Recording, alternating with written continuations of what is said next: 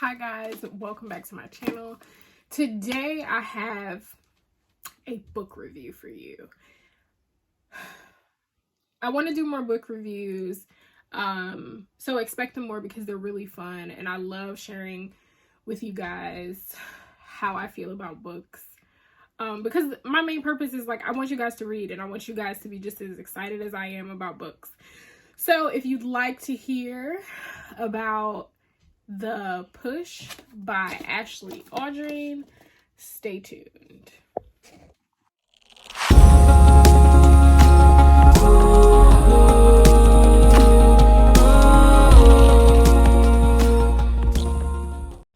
So, let me start this off with, this was a Patreon book pick, and I had said previously that I wasn't going to be doing I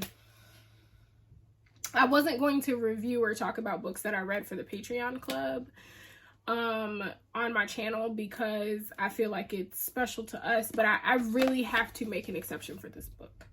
I don't even really know where to begin, and I'm gonna try my best not to spoil it for you guys because it really was, it's so detailed and it touches on so many different things that it may be hard not to spoil it, but I really want you guys to read this. But going forward, I probably won't be talking about or reviewing on my channel books that I've talked about in the Patreon book club because those are my babies. We got a little special, little close-knit family over there. So there's that, because I know someone's gonna see this and be like, didn't you say? Didn't you have said? Also, y'all probably gonna see videos of me with the same outfit on. Mind your business, okay? Did I record all of these videos on the same day? Yes, I did. Mind your business, ma'am, sir. So, The Push. The reason that I picked this book was because it's a psychological drama. I love me a psychological thriller. I was sold at that. But the way the synopsis reads is as if it's going to touch on postpartum depression and motherhood and what it's like to be a woman, which is so complicated and not something that people usually talk about. So I was like, oh, I really want to read this. It'd be a really good conversation starter to see how other moms feel about it. That whole bit. Well, psychological thriller for your ass. Let me tell you something. This book was so good. So the main character is Blythe. Yes, Blythe Connor. She has a daughter, she's married, and seemingly they are this happy little family, right? But she, from the beginning, is having issues kind of transitioning into motherhood. Like, she feels like Violet does not like her as a baby. She feels like Violet really likes her husband more. She feels like bad mom, like all of that kind of stuff. Excuse me. And as Violet gets older, there are some issues that she notices with Violet, like violence. She's violent. She just is very harsh for a child, and it very much touches on what do you do when you see issues with your child that your partner is in denial about? Because her husband was very much like, you crazy, ain't nothing wrong with my baby, she's a normal little kid, whatever. So there was an incident at school where a little boy ends up dying, and Blythe is like, I know you killed that little boy. I know you did. But her husband is just like, there's something wrong with you. There's nothing wrong with our child. You're the one that's going through it. Like, it's not her, it's you. So as the story goes on, we also get bits and pieces of the past and Blythe's childhood and her relationship with her mother and other women in her life that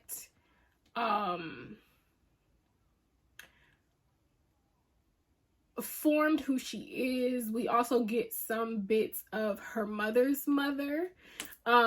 So whereas it touches on their immediate family and postpartum depression, dealing with a child that may have some psychological issues, yourself, when you know something is happening, but you are the only person that actually believes it, generational trauma and what generational trauma does to a family and how it's kind of passed on.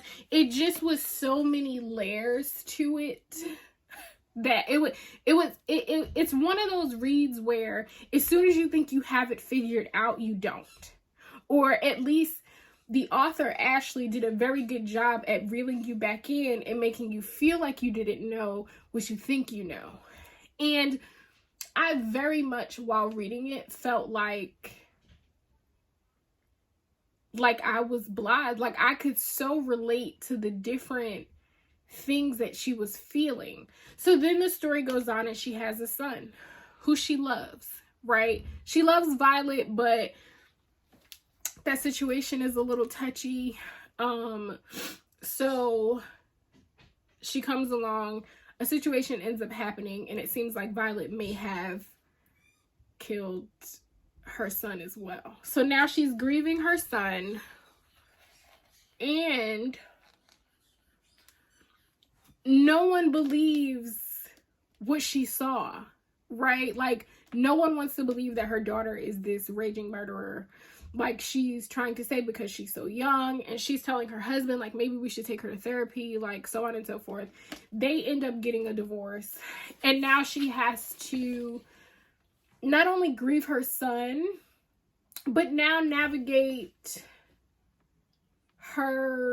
a divorce, her child being like, you know, the child going from place to place because they had like joint custody, or the Violet wanted to stay with her father opposed to her mother. So trying to navigate that whole situation, which leads her to catfish her ex-husband's new wife, who has a baby by him that happens to be a little boy, and she's pretending to be someone. Like I said, she's catfishing her, and she kind of builds a relationship with this woman, and they become friends, but then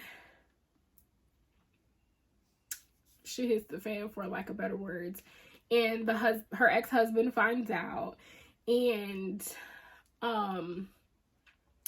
the new woman kind of takes her husband's side, and now Blythe is kind of deemed as crazy. So it's just like the things that you do when so many parts of you are not healed, right? The things that we do that are our traumas living through us, right? And you don't realize it because you become so comfortable in your hurt. Like, you're so accustomed to being this angry person that you don't even realize that you're angry anymore. You get so accustomed to being this sad person that you don't even realize that you're sad anymore. And I think womanhood is so hard. There is no guidebook. We are supposed to be prim, proper, innocent, nasty for our husbands, the perfect mom. We're supposed to work full time and be a stay-at-home mom at the same time, be at the PTA meetings, be sexy, be all of this, but none of that includes us being able to feel our feelings. So when you have to be like this poster child of what women are supposed to be, but you're grieving and you feel crazy because you know there's something wrong with your child, and you know your child needs help, but her father is not listening to you, and you don't know who else to talk to because you don't necessarily have your mother anymore. What do you do? Right? And it makes women do such crazy things to just try to feel normal, to just try to feel okay. And I think Blythe just wanted somebody to be like, yeah, girl, that baby ain't got no sense, but it ain't got nothing to do with you. That little girl crazy as hell. And she need a straight jacket. She need to hug herself for a little while because something ain't right with her. But that's not your mess up. That don't have nothing to do with you. But she couldn't get that. She couldn't get it. And there was also, like, to me, red flags in her relationship. Like the way that her husband was so like, well, my mama did this. And my mama did that, and my mama this, and my mama that. I was reading a book like, wouldn't marry your mother, sir. Come here. Marry your mama, nigga. Excuse my language. But like, seriously, and again, it goes back to generational trauma, right? Because when you grow up in a house with two parents that don't really like each other and are only together for the sake of you, you're not that it's the parents' fault. It's not your parents' fault, right? Your parents do the best that they can with what they have and what they know, right? Your parents are the best parents that you have, right? But when you grow up seeing love, or what you think is love, by being portrayed through a dysfunctional relationship, how are you supposed to grow up and recognize the red flags in your own relationship, right? So it's like, it's just so good. Have I convinced you yet? Do you want to read this book? Do you want to read this book? And then the way that the book ends. So what I usually do with book club picks is I read some of it to see like how it reads, and then I listen to it to see what the audiobook is like as well, so that I can recommend both or one or the other to people, because some books are better as audiobooks, or some books are better when you actually read them, whatever. I read the first half of it, listen to the second half of it.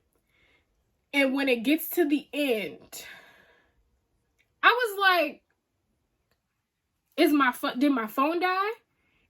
Where's the rest? Hello? Ma'am?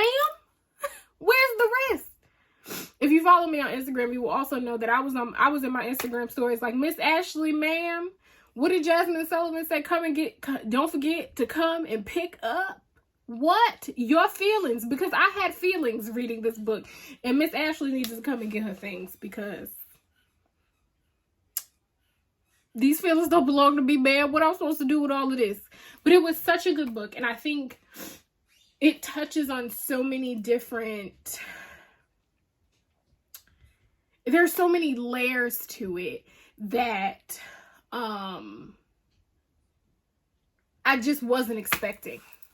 It was so good. So I really hope that you guys go and read it. I try my best not to spoil it for you.